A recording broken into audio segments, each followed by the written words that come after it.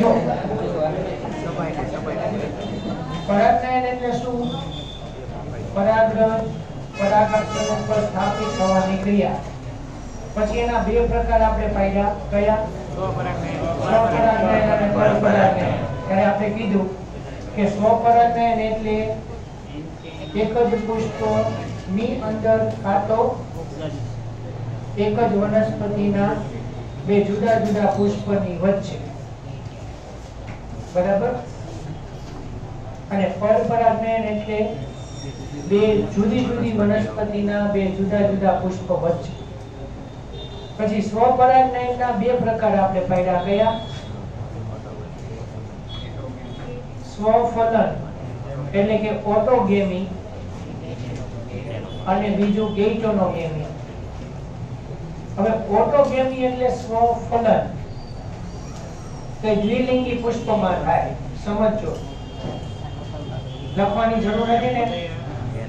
અને ગેઇટોનોગેમી એક જ વનસ્પતિના બે જુદા જુદા પુષ્પની વચ્ચે થાય. હવે ત્યાં મેં કાલે છેલ્લે વાક્ય લખ્યું હતું કે કાર્યાત્મક રીતે એ પરપરાગનયન છે, પણ જનીનિક રીતે સ્વફલન છે.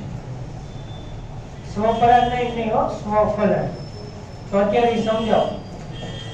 કાર્યાત્મક રીતે પરપરાગનયન એટલા માટે કારણ કે પરાગરજને એક વનસ્પતિના એક પુષ્પમાંથી એ જ વનસ્પતિના પુષ્પના પરાગાસન ઉપર સ્થાપન કરવાનું છે. એટલે કોઈને કોઈ પ્રકારના વાહકની જરૂર પડશે. હમણાં આપણે આ ટોપિક પતે એટલે આપણે પરાગનયન માટેના વાહકો આજે ભણવાના છે. પરાગનયન માટે વાહકની જરૂર પડે એનો મતલબ કે પરપરાગનયનની ઘટના છે. જેમ કે પાણી, પવન, પ્રાણીઓ, કીટકો, બરોબર, આવા બધા વાહકોની જરૂર પડે. જો એમના કુદરતી રીતે પરાગનયનની ઘટના થઈ જતી હોય તો એના માટે વાહકની જરૂર નથી પડતી. એટલે ગેઇટોનોગેમી માટે સૌથી અગત્યનો પોઈન્ટ એ છે કે યાંત્રિક રીતે અથવા કાર્યકારી રીતે આપણે જોઈએ તો એ હકીકતમાં પરપરાગનયન છે. પણ પરપરાગનયન શબ્દ ત્યારે આપણે વાપર્યો કારણ કે અંદર આપણે વાહકની જરૂરિયાત રહે છે. પણ જનીનિક રીતે એને સ્વફલન કીધું. શું કામ?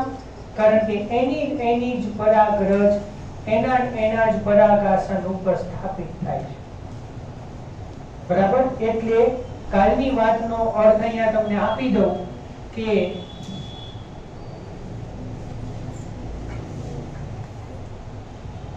ગેઇટોનોગેમી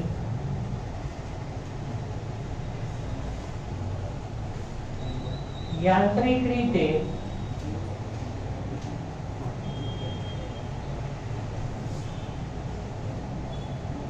પરપરાગનયન એટલે કે કાર્યાત્મક રીતે. તો આના માટે એક જ શબ્દ ખાલી ઉમેરવાનો કે પરાગ વાહકોની જરૂર પડે અને જનીનિક રીતે સ્વફલન, કારણ કે પરાગરજ તે જ વનસ્પતિની છે. બરાબર. હવે ડાયરેક્ટ આપણે છે ને, જો સ્વફલન તમને એક મુદ્દો કટ કરાવી દઉં, એક જરા ધ્યાન રાખજો. તમને એમ થાય કે અત્યારે પરાગનયન એટલે શું? કાલે આપણે પ્રશ્ન મૂક્યો હતો. પરાગનયન એટલે શું? પરાગનયનના પ્રકારો સમજાવો. 2 માર્કનો પ્રશ્ન મેં તમને આપ્યો હતો.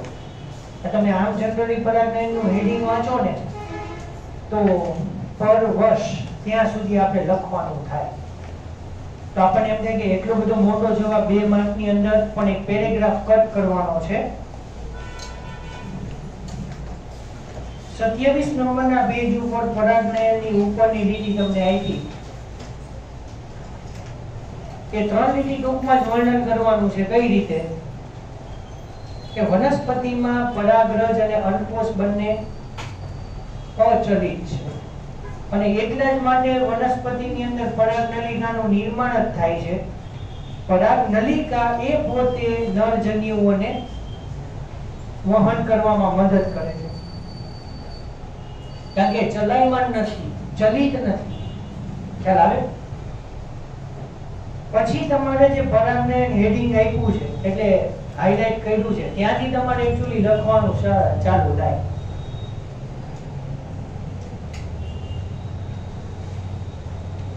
પરાગરજ પરાગાશયમાંથી મુક્ત થાય અને સ્ત્રી કેસરના પરાગાસન ઉપર સ્થાપિત થાય.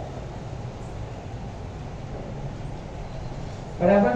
અને વનસ્પતિમાં આના માટે જુદા જુદા અનુકૂલનો હોય અને જુદા જુદા વાહકો પણ હોય. પછી પરાગનયનના પ્રકારો, નીચેનો પ્રશ્ન આપણે કઈ લખવાનો નથી. પરાગનયનના પ્રકારો તો સ્વફલન, એની ઉપર હેડિંગ આપી દો સ્વપરાગનયન. પડે ખબર?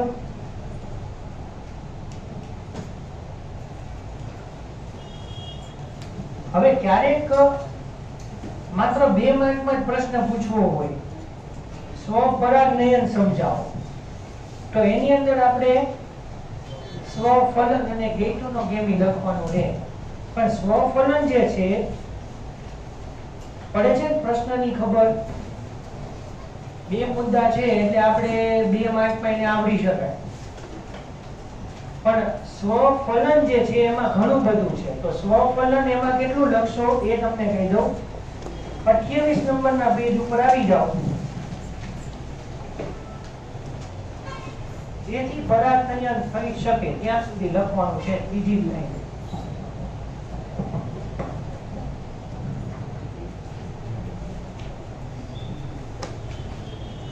બીજી જ લાઈન.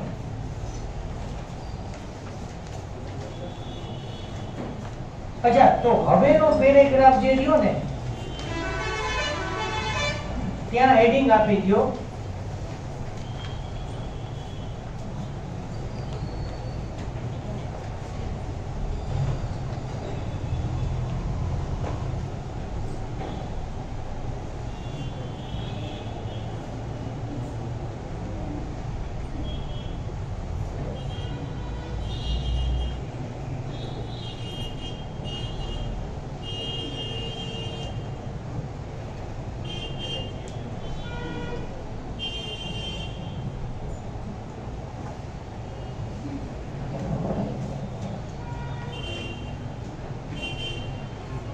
અંતઃસંવર્ધન પ્રયુક્તિઓ અથવા સ્વપરાગનયન માટેના સાધનો અથવા શક્યતાઓ 2 માર્ક. અને એ પેરેગ્રાફ જ્યાં છેલ્લે પતે છે એટલે કે ગેઇટોનોગેમી ઉપર ત્યાં સુધીનું લખવાનું થાય. હવે એના 2 માર્ક શેના છે એ તમને સમજાવું. તો અંતઃસંવર્ધન પ્રયુક્તિઓ એની અંદર 2 પ્રકારના પુષ્પોનો સમાવેશ થાય. બરાબર? અંતઃસંવર્ધન પ્રયુક્તિઓ એમાં 2 પ્રકારના પુષ્પનો સમાવેશ થાય. એવા પ્રકારના પુષ્પ કે જે સ્વપરાગનયનની જ શક્યતાઓ દર્શાવતા હોય. બરોબર? તો એની અંદર 2 પ્રકાર કયા? એક હવાઈ પુષ્પ એટલે કે કેઝમોગેમસ,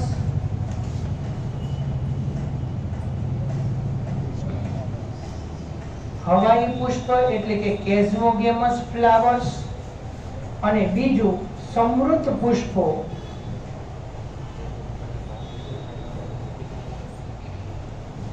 ક્લેસ્ટોગેમસ ફ્લાવર્સ. શબ્દ સમજાય છે?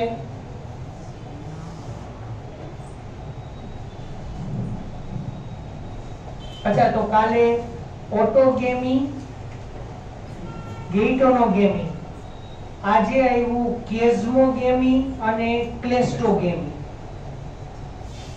અને પરપરાગનયનમાં બીજા 2 નવા શબ્દ આવ્યા હતા, એલોગેમી અથવા ઝેનોગેમી. એનું હમણાં વર્ણન આપણે જોઈએ. પણ અહીંયા અંતઃ સંવર્ધન માટે જે હવાઈ પુષ્પો છે એ આકર્ષક રંગના અને ધ્યાનાકર્ષક હોય. આકર્ષક રંગના અને ધ્યાનાકર્ષક એટલે કોઈ પણ પરાગનયન માટે ધ્યાન ત્યાં જાય. હવાઈ પુષ્પ બહારની બાજુ એટલે એની અંદર સ્વ પરાગનયન થવાની શક્યતા વધારે સામાન્ય રીતે રહે. એટલે આની અંદર સ્વ પરાગનયન સહેલાઈથી થાય છે. સૌથી અગત્યનું સમૃદ્ધ પુષ્પો અથવા ક્લેસ્ટોગેમસ, તો એમાં પુષ્પો ક્યારેય પણ ખુલતા નથી કે ખીલતા નથી. બે વસ્તુ સેમ.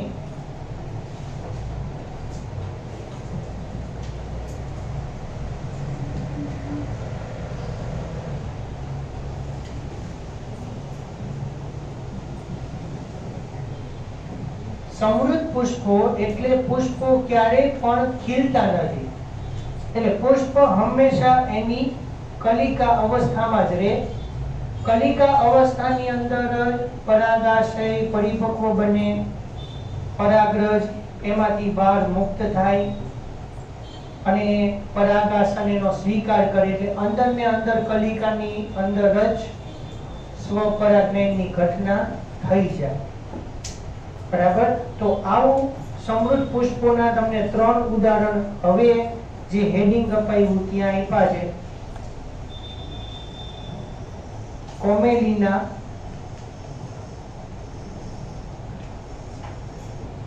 ઓક્ઝેલિસ એટલે કે અબોટી અને વાયોલા.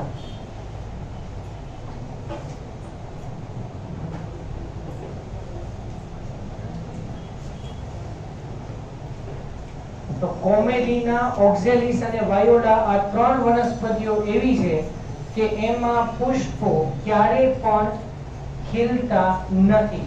પુષ્પ હંમેશા એની કલિકા અવસ્થામાં જ રહે છે અને કલિકા અવસ્થાની અંદર ને અંદર જ પરાગનયનની ઘટના થઈ જાય છે.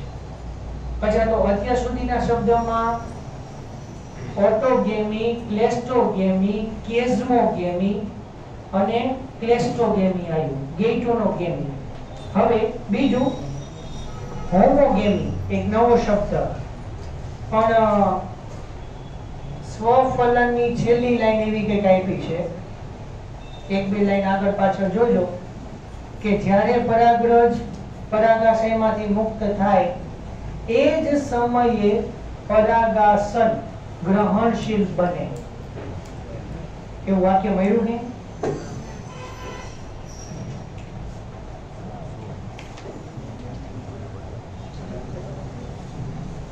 આ તાલમેલ સાધવો જરૂરી છે. જો છે આગળની લાઈન જો 27 નંબરનો પેજ.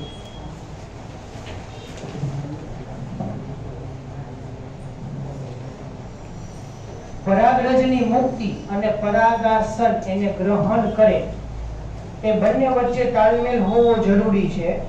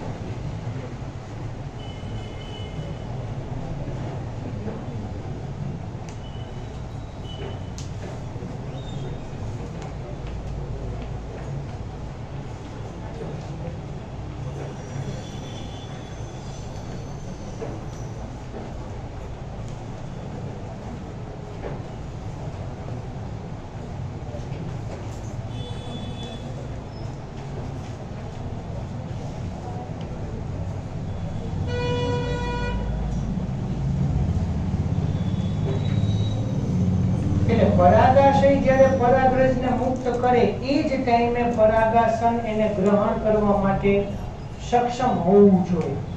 એ બે એક સાથે ઘટના થાય તો એને કહેવાય હોમોગેમી. બરાબર, હોમોગેમી. અને હવે તમારે ઈ અંતઃસંવર્ધન પ્રયુક્તિઓ માટે આખો પેરેગ્રાફ લખવાનો થશે. પણ જ્યારે તમને પરાગનયનના પ્રકારો પૂછાય ત્યારે તમારે સ્વફલનની અંદર ઈ પેરેગ્રાફ લખવાનો નથી. સ્વફલનની અંદર ડાયરેક્ટ તમે જ્યારે જેથી સ્વપરાગનયન થઈ શકે પછી ડાયરેક્ટ તમારે બીજું હેડિંગ આપી દેવાનું છે ગેઇટોનોગેમી. પડે છે ખબર? હવે આપણે સ્વપરાગનયનનો હેડિંગ આપ્યું. હવે એનો પહેલો નંબર ને બીજો નંબર બે એના માટે રહેશે. બરોબર? તો ત્રીજા નંબરની ઉપર હેડિંગ આપવું પડે ને. કયું? પરપરાગનયન. એટલે 3 નંબર કાઢી નાખવાનો, એનો કોઈ બીજો પ્રકાર નથી.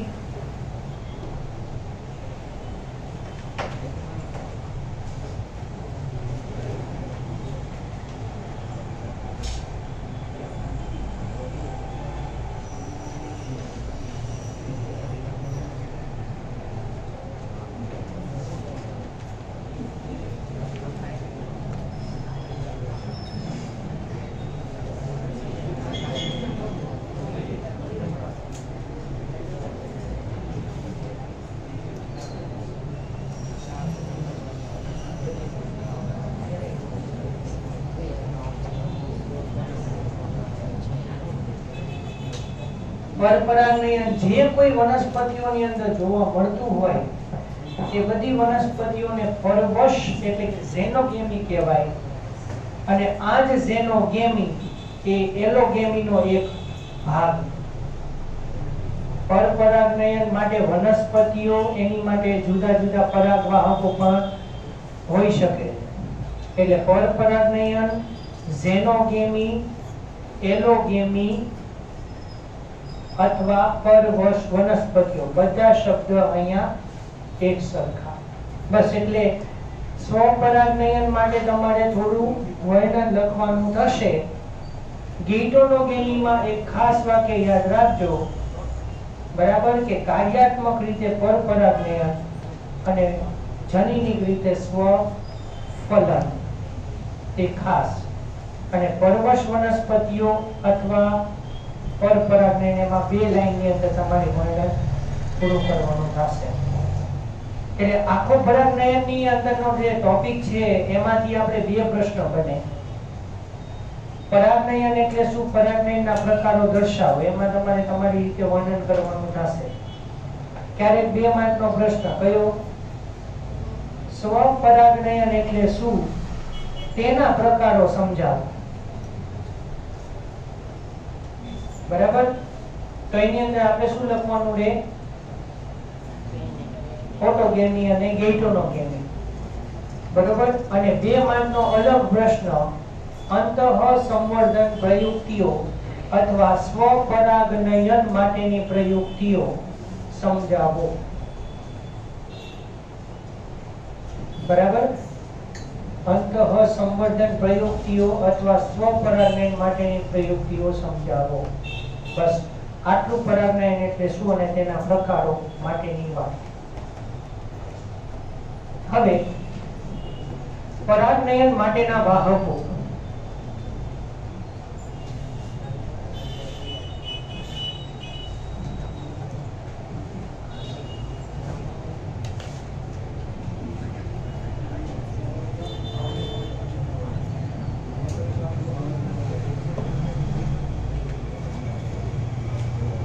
હવેના બધા પ્રશ્ન જુદા જુદા પ્રકારના છે, સાથે સાથે હમણાં કહેતો જઉં છું. પણ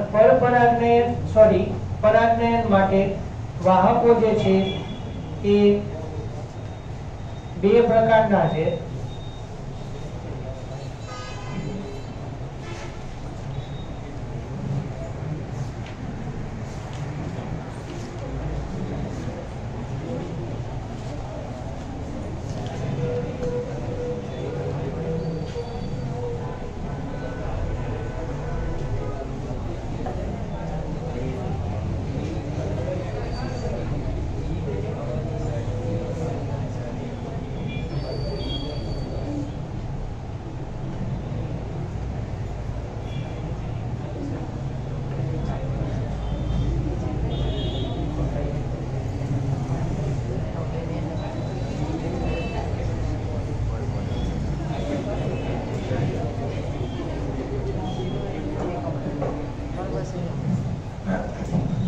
પરાગનયન માટેના બે પ્રકારના વાહકો, એક અજૈવિક એટલે કે એબાયોટિક, એમાં પવન અને પાણી, જ્યારે જૈવિક અથવા બાયોટિક એની અંદર પ્રાણીઓ.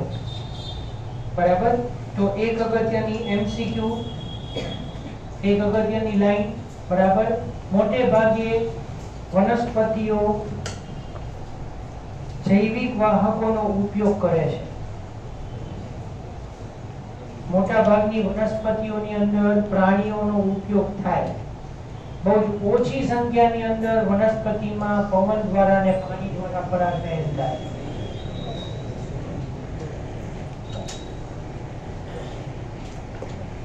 અચ્છા, પરાગનયન માટેના વાહકો તો લગભગ ક્યારે પૂછાતા નથી, પણ 2 માર્કની અંદર પૂછાવાની શક્યતા ખરી. પણ એના કરતા હવે સૌથી અગત્યના આગળના શબ્દ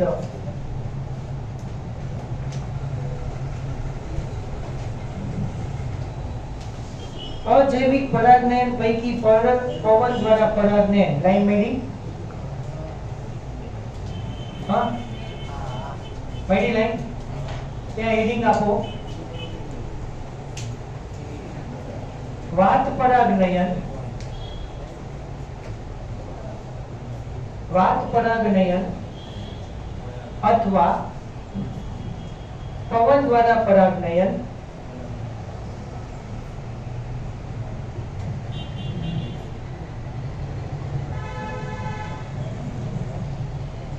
અથવા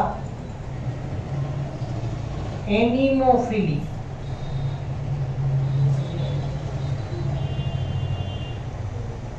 અથવા એનિમોફિલી.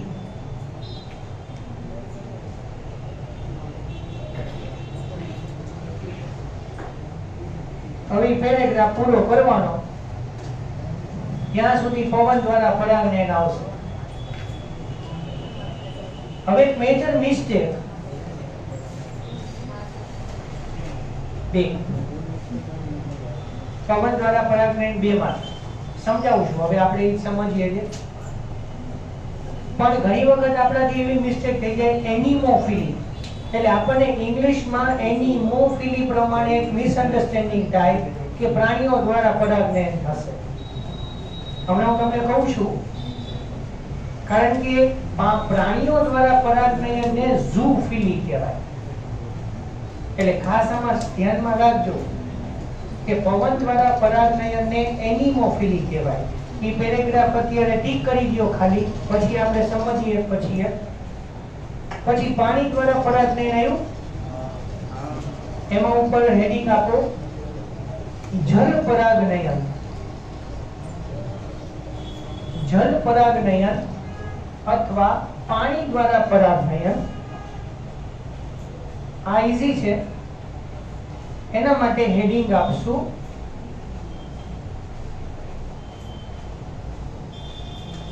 હાઇડ્રોફિલી. 3 માર્કનો પ્રશ્ન. પેજ પૂરું થાય ત્યાં સુધી. ઓ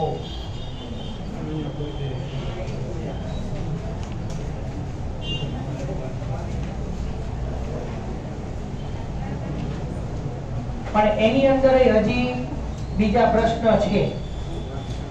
બરાબર. એમસીક્યુ છે, એ પછી આપણે ટોપિક ડિસ્કસ કરી ત્યારે હું કહું છું. હવે પેજ ટર્ન કરો. હવે નવું હેડિંગ આવશે. શું? પ્રાણીઓ દ્વારા પરાગનયન. હે ને? પહેલી લાઈન વાંચો, આઈડિયા આવી જશે. પ્રાણીઓ દ્વારા પરાગનયન.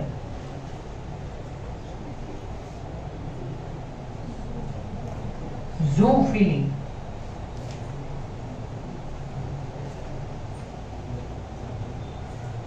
હવે એ પેરેગ્રાફ અને એના પછીની 2 લાઈન 3 લાઈન નો પેરેગ્રાફ છે, ત્યાં સુધી પૂરું કરવાનું. 2 માર્કનો પ્રશ્ન.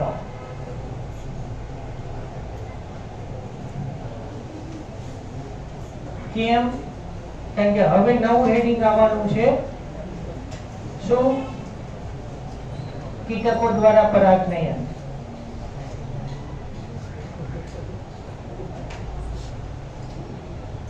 એન્ટેમોફિલી.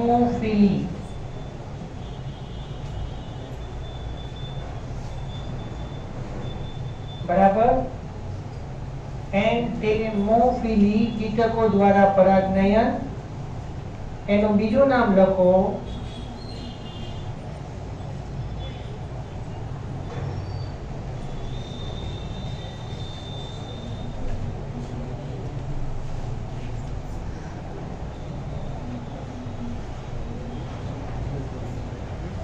ઝૂફિલીનો પેટા પ્રકાર.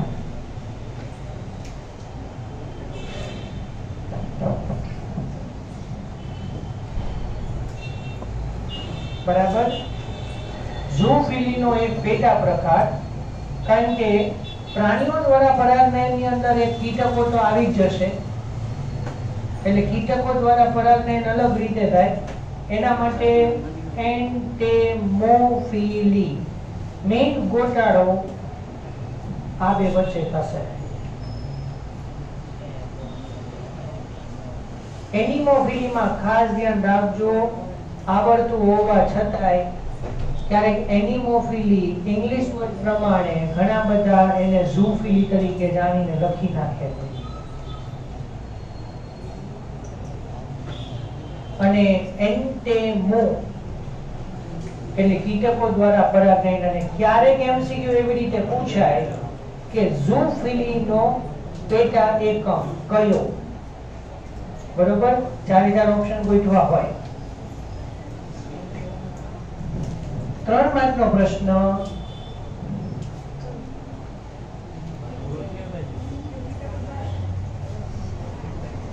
ગોઠવાઈ ગયા? પૂરો ક્યાં થાય? સામે ડીમ ઈંડામાંથી બહાર આવે છે ત્યાં સુધી.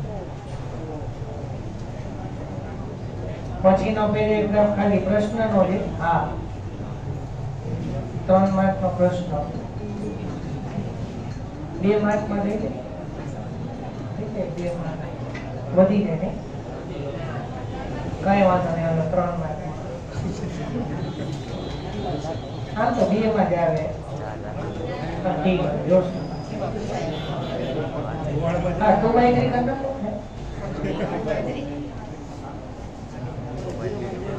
ના, એમાં એવું છે કે નીચેનો પ્રશ્ન જે છે ને એમોર્ફો પેલા સુરણ વાળું એ અલગ રીતે પૂછાય, 2 માર્ક જુદું. સારું, ચલો અત્યારે ખાલી તમને એના નામ કીધા. હવે આવી જાઓ પાછા.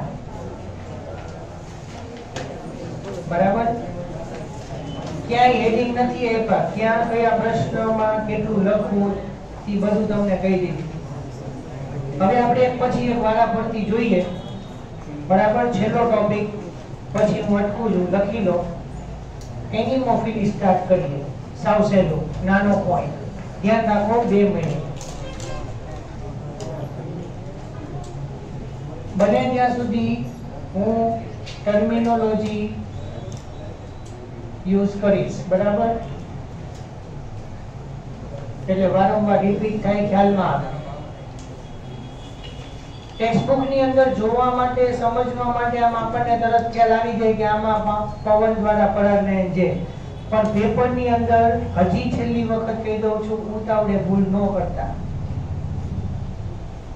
બરાબર, કારણ કે પ્રાણીઓ દ્વારા પરાગનયન 2 માર્કનું છે અને એનિમોફિલી 2 માર્કનું છે. પ્રશ્ન તો 2 હળગા જ લાગે. તો હવે એમાં સમજીએ એનિમોફિલી. તો હવે એવું હેડિંગ આપવાની કઈ જરૂર નથી કે એમાં પરાગનયન પવન દ્વારા થાય, પણ એના મેઇન લક્ષણોની ચર્ચા કરીએ.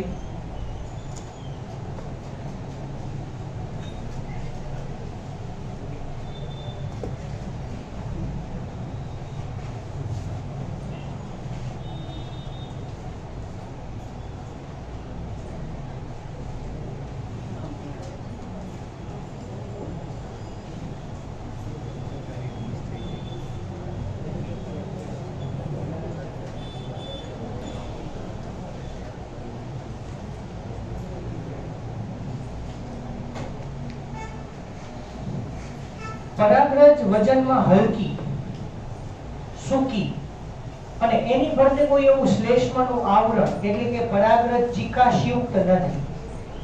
કારણ કે અહીંયા પરાગરજ જો ખાસ દરેક પ્રકારના પરાગનયનની અંદર લક્ષણો ધ્યાનમાં રાખજો. પવન દ્વારા પરાગનયનની અંદર પરાગરજ સૂકી અને વજનમાં હલકી હોય જેથી કરીને એ પવન દ્વારા પરાગનયનની અંદર સહેલાઈથી વહન થઈ શકે. પ્લસ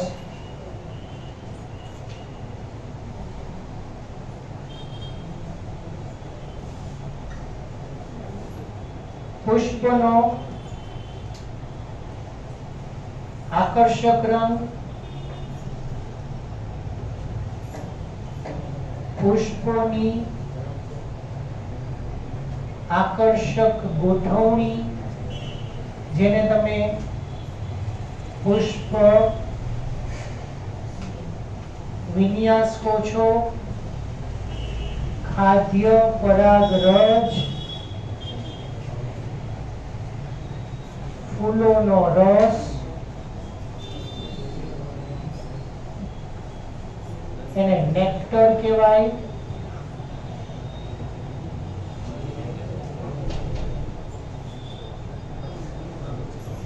ની જરૂરિયાત હોતી નથી. પવન પરાગિત વનસ્પતિઓની અંદર પુષ્પની અંદર કોઈ આકર્ષક રંગ નહીં, એની કોઈ આકર્ષક ગોઠવણી નહીં.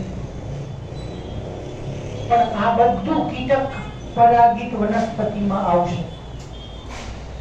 કીટકો જ્યારે પરાગનયન કરે ને ત્યારે એના બદલામાં વનસ્પતિએ એને વળતર ચૂકવવું પડે.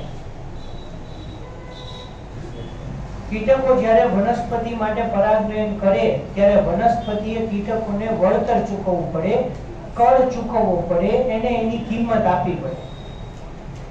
તો વનસ્પતિના બદલામાં એ પોતે ખાદ્ય પરાગ, અમુક કીટકો પરાગરજ ખાવા માટે આવે અને અમુક કીટકો ફૂલોનો રસ ચૂસવા માટે આવે. ખાસ કરીને કીટકોની અંદર તો ઘણા બધા છે, ફૂદા, પતંગિયા, મધમાખી, માખી, ફળમાખી, લોટસો. પણ આ બધાની અંદર કીટકો જે છે એમાં સૌથી વધારે જો પ્રભાવી હોય તો મધમાખી. અને કીટક દ્વારા પરાગિત વનસ્પતિની અંદર પરાગરજ જે છે એ ચીકણી હશે જેથી કરીને એ કીટકના શરીરની સાથે સહેલાઈથી ચોંટી જાય. બરાબર. પણ આવી કોઈ રચના પવન પરાગિત વનસ્પતિની અંદર જરૂરિયાત નથી. છેલ્લા 2 પોઈન્ટ પછી પૂરું કરું.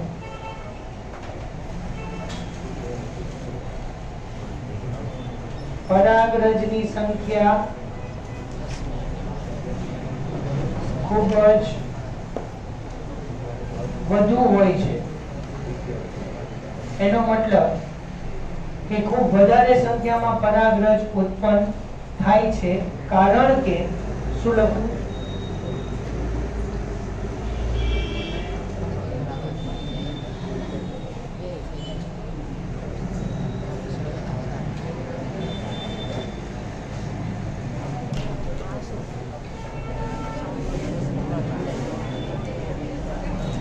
પરાગરજનો વ્યય થવાની શક્યતા ખૂબ જ વધારે રહેશે. અને 3 ઉદાહરણ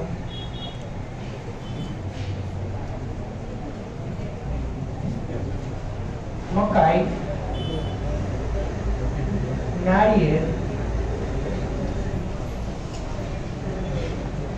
અને ઘાસ.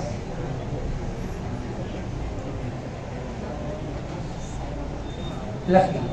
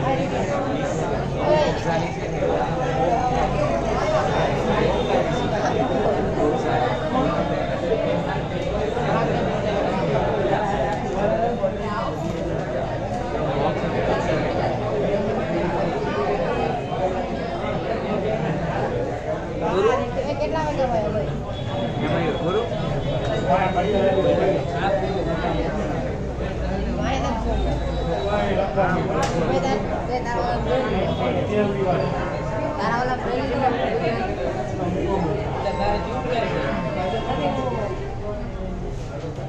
પાવા તમને હું જ આપું હો.